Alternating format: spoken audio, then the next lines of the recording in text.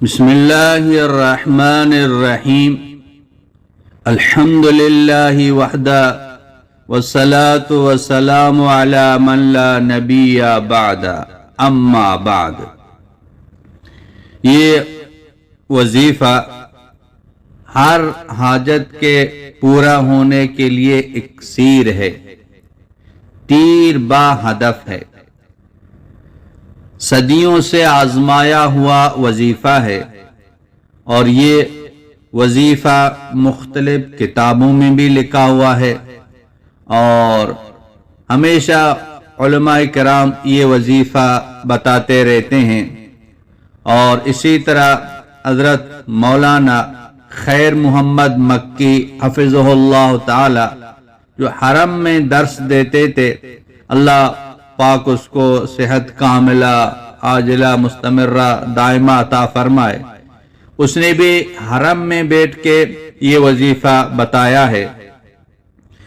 اور اسی طرح حضرت شاہ ولی اللہ محدث دہلوی نور اللہ مرکزہ فرماتے تھے، جو یہ وظیفہ پڑھے، اصل میں یہ ایک نماز ہے، حاجت کی نماز ہے، جو یہ وظیفہ پڑھے اور وہ یہ شک کرے کہ میرا کام نہیں ہوگا، میری حاجت پوری نہیں ہوگی، میری دعا قبول نہیں ہوگی، تو سمجھیں کہ اس کے اندر ایمان ہی نہیں ہے، یعنی کہ 100% اس کی وہ حاجت پوری ہو جائے گی۔ اور یہ جتنے بھی جو آیتیں ہیں ابھی میں بتا دیتا ہوں، اور یہ آیتیں وہ ہیں اللہ پاک نے قرآن پاک کے اندر ان کو ذکر فرمایا اور فرمایا کہ ہم نے ان کا کام بنا دیا، یعنی جس نے بھی ان کو پڑھا وہ اللہ پاک نے ہم نے اس کا کام بنا دیا، آئندہ جو پڑھیں گے ان کا کام بھی بنا دیں گے۔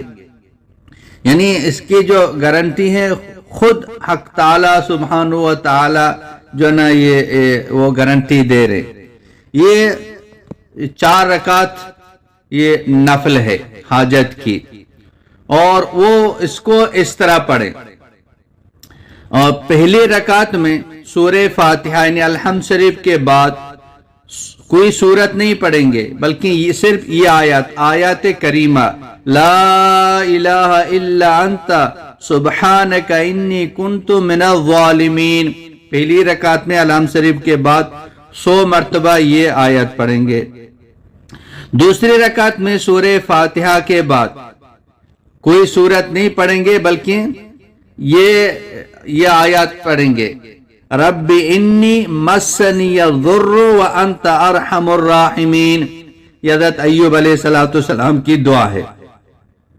اسی طرح پھر 2 رکعتیں ہو گئی، رکوع سجدہ، سجدے کے بعد جو نا تحیات میں بیٹھ گئے، تحیات پڑھنے کے بعد جب آپ تیسری رکعت کے لیے کھڑے ہوں گے، تیسری رکعت پڑھ کے یعنی الحمد شریف پڑھ کے، الحمد شریف کے بعد آپ پھر کوئی سورت نہیں پڑھیں گے بلکہ یہ آیات پڑھیں گے وَأُفَوِّضُ أَمْرِي إِلَى اللَّهِ إِنَّ اللَّهَ بَصِيرٌ بِالْعِبَادِ، اس کو بھی 100 مرتبہ پڑھیں گے، پھر رکوع کریں گے، پھر سجدے کریں گے، سجدے کے بعد پھر چوتھی رکعت کے لیے جب کھڑے ہوں گے، چوتھی رکعت میں بھی جب سورہ فاتحہ پڑھیں گے، سورہ فاتحہ کے بعد کوئی اور سورت نہیں پڑھیں گے، جیسے عام نماز میں ہم سورہ فاتحہ کے بعد جو ہے نا کوئی سورت پڑھتے ہیں، اس میں سورت نہیں پڑھیں گے، یہ جو آیتیں میں بتا رہا ہوں یہ آیات پڑھیں گے، لیکن اس کو جو ہے نا 100 مرتبہ پڑھیں گے۔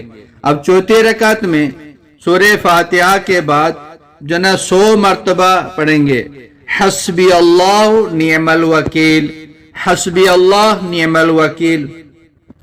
بعض علماء کہتے ہیں کہ نعم المولا و نعم النصیر، یعنی پورا پڑھیں حسبنا اللہ نعم الوکیل نعم المولا و نعم النصیر، یہ پورا 100 مرتبہ پڑھیں۔ پھر جو نا رکوع کریں، سجدے کریں، تحیات میں پورے نماز پڑھ لیں، سلام پھیر لیں۔ سلام پھیرنے کے بعد آپ سر سجدے میں رکھیں گے، نماز پڑھنے کے بعد سلام پھیرنے کے بعد سر سجدے میں رکھیں گے، اور سجدے میں آپ 100 مرتبہ رب انی مغلوب فانتصر، رب انی مغلوب فانتصر 100 مرتبہ یہ پڑھ لیں گے۔ اور 100 مرتبہ یہ پڑھ لیا تو یہ ایک تسبیح، یہ جو نفل نماز حاجت کی ایک تسبیح درود شریف کی پہلے پڑھیں گے، ایک تسبیح درود شریف کی بعد میں پڑھیں گے. یعنی نفل پڑھنے کے بعد آپ صاف ستھرے ہو کے، صاف کپڑے پہن کے، خوشبو ہو تو خوشبو لگا کے، پاک جگہ میں آپ یہ 2 رکعت، یہ 4 رکعت نفل پڑھیں گے. نفل پڑھنے سے پہلے آپ 100 مرتبہ کوئی بھی درود شریف پڑھ لیں.